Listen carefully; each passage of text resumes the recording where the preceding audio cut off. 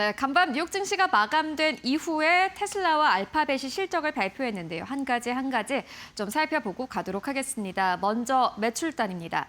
테슬라의 매출은 시장의 예상치를 상회했습니다. 시장에서 예상했던 것은 255억 달러 정도였는데 시장의 예상치를 좀 상회한 모습 함께 확인하실 수 있습니다. 228억 3천만 달러로 집계가 됐고요. YOY 기준으로 지난해 같은 기간 대비해서 테슬라의 전체 매출은 무려 26% 이상 증가한 것으로 나타났습니다. 다만 주당 순이익, EPS 단에서는 약간 좀 미스가 나는데요.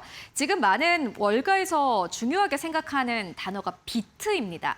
얼마나 시장의 예상치를 비트했느냐, 상회했느냐를 굉장히 중요하게 보고 있는데 EPS 단에서 조금 약간 미스가 난 것이 아쉽습니다. 시장에서 예상했던 것은 49센트였고요. 실질적으로 나온 숫자를 보니 33센트였습니다. 조정 기준입니다. 이게 지난해 동기 대비했을 때 무려 18% 이상 하락한 것으로 나타났습니다.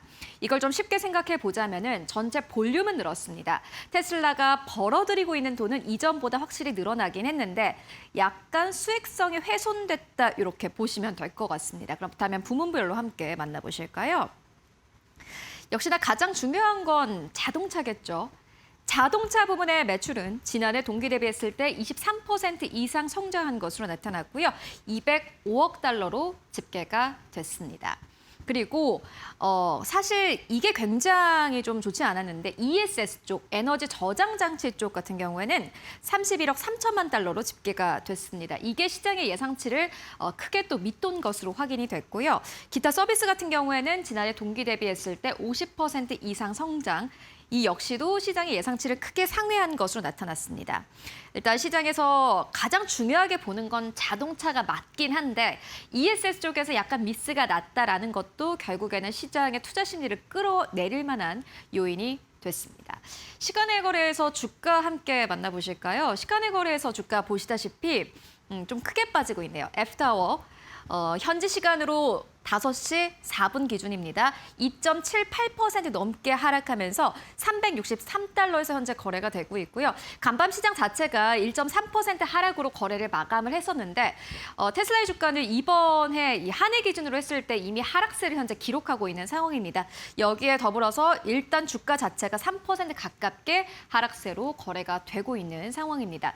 다만 역시나 테슬라가 이렇게 숫자는 나오긴 했지만은 또 컨퍼런스 콜에 따라서 약간 주가가 또 변화될 수 있다라는 부분도 함께 확인을 해보셔야 될 것 같은데요. 그렇다면은 월가에서는 테슬라의 실적을 어떻게 바라보고 있을까요?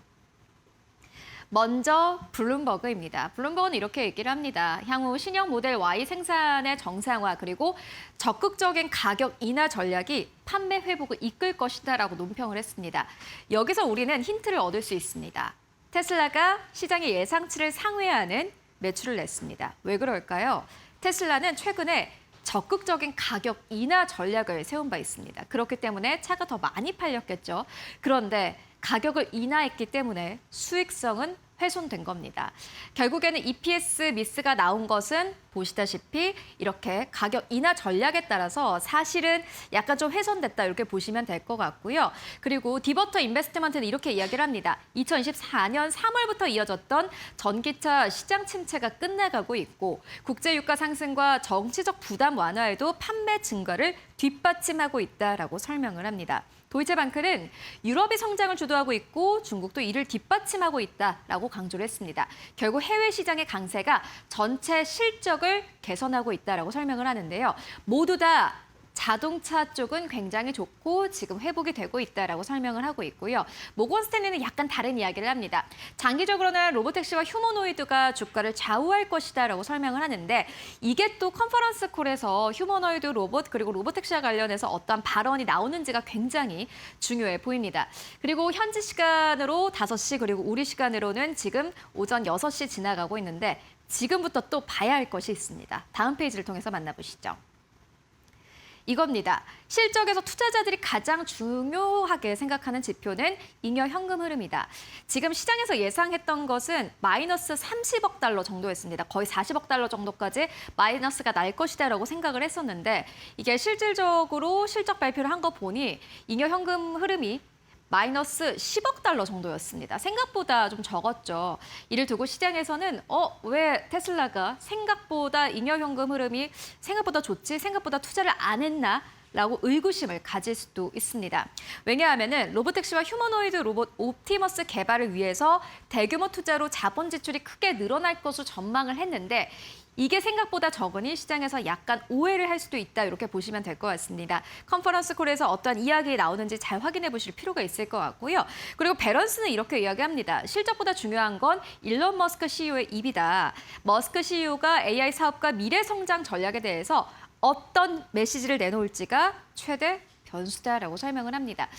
자동차 실적이 생각보다 좋았습니다. 그래도 매출단 자체가 좀 크게 늘어나고 있고 테슬라의 차량 자체가 이전보다 훨씬 더 많이 팔리고 있다는 것은 눈으로 확인을 했는데 일론 머스크가 이번 실적 발표를 통해서 또 우리는 미래에 이러한 것들을 생각하고 있습니다.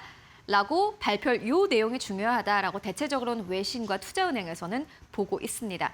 일론 머스크 입에서 어떠한 이야기가 나올지 저희 마켓 시그널 진행하는 동안 계속해서 전달해드리도록 하겠고요.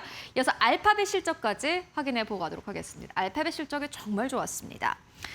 매출 같은 경우에는 1,198억 달러로 집계가 됐습니다. YOY 기준으로 했을 때 성장을 했고요. EPS도 역시나 마찬가지로 9.11달러를 기록했는데 보이십니까? YOY 기준으로 294% 넘게 성장한 것으로 나타났습니다. 시장의 예상치를 상회하는 EPS와 매출을 냈을 뿐만이 아니라 보시다시피 이익단, EPS, 주당 순이익 자체가 크게 올라간 흐름을 함께 확인하실 수 있습니다. 좀 테슬라랑 다르죠. 테슬라는 매출은 크게 늘었는데 EPS단 약간 미스가 났고 알파벳 같은 경우에는 EPS가 굉장히 좋았습니다. 부문별로 함께 살펴보도록 하겠습니다. 일단은 클라우드 쪽의 매출이 굉장히 좋았습니다. 247억 달러 정도로 집계가 됐고요. 이 역시나 시장에서 굉장히 중요하게 생각하는 거였는데 이 역시도 굉장히 좋았습니다. 자본 지출이 또 굉장히 특징적이었습니다. 주요 외신에서는 이 자본 지출에 대해서 굉장히 큰 점수를 주고 있는데요. 전년 동기 대비해서 무려 100% 이상 이 볼륨 자체가 늘어난 것으로 확인이 됐습니다. 알파벳이 말 그대로 AI 투자도 잘하고 있고 돈도 잘 벌고 있다는 것을 이번 실적 발표를 통해서 함께 확인할 수 있었고요. 그리고 주요 외신에서는 지금 알파벳 실적 가운데서 특징적으로 보는 쪽이 있었습니다. 다음 페이지를 통해서 만나보도록 하겠습니다. 먼저 투자자산 평가 이익입니다. 이것도 굉장히 중요했는데 이 알파벳 같은 경우에는 지금 AI 쪽에 큰 투자를 하고 있는 회사이기 때문에 다른 쪽에서도 돈을 잘 버는 게 굉장히 중요합니다.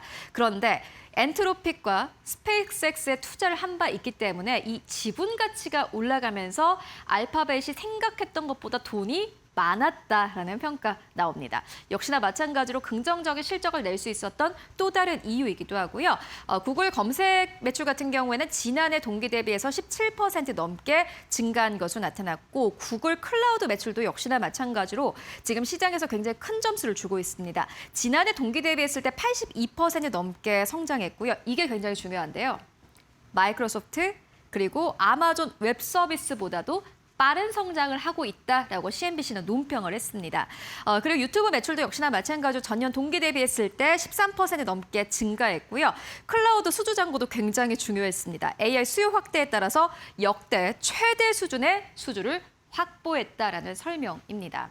이게 굉장히 중요했는데 그렇다면 시간의 거래에서는 알파벳의 주가가 어떻게 움직이고 있을까요? 알파벳의 주가는 사실 시간의 거래에서는 좀 크게 빠지는 모습 나오고 있습니다. 3%대 하락세가 좀 급격하게 현재 구간에서 갑자기 좀 주가가 큰 폭으로 떨어지는 흐름을 보여주고 있는데요. 이게 결국에는 어닝콜에서 어떠한 이야기가 나올지가 굉장히 중요합니다. 어닝콜에서의 알파벳의 앞으로의 계획 이야기를 계속해서 또 전달을 해드리도록 하겠습니다.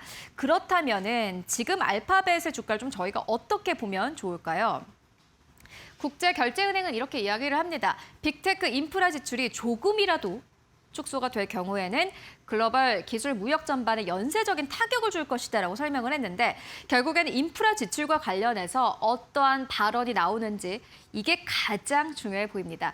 이제 시장에서는 과거 그러니까는 지금까지 나온 실적보다는 앞으로의 전체 기업의 계획을 더 중요하게 생각하고 있기 때문에 알파벳의 어닝콜에서 나오는 이야기들을 사실은 지금까지 나온 실적보다도 더 중요하게 생각을 하셔야 될 것 같은데요. 그리고 기술적인 기술적인 분석도 굉장히 중요합니다.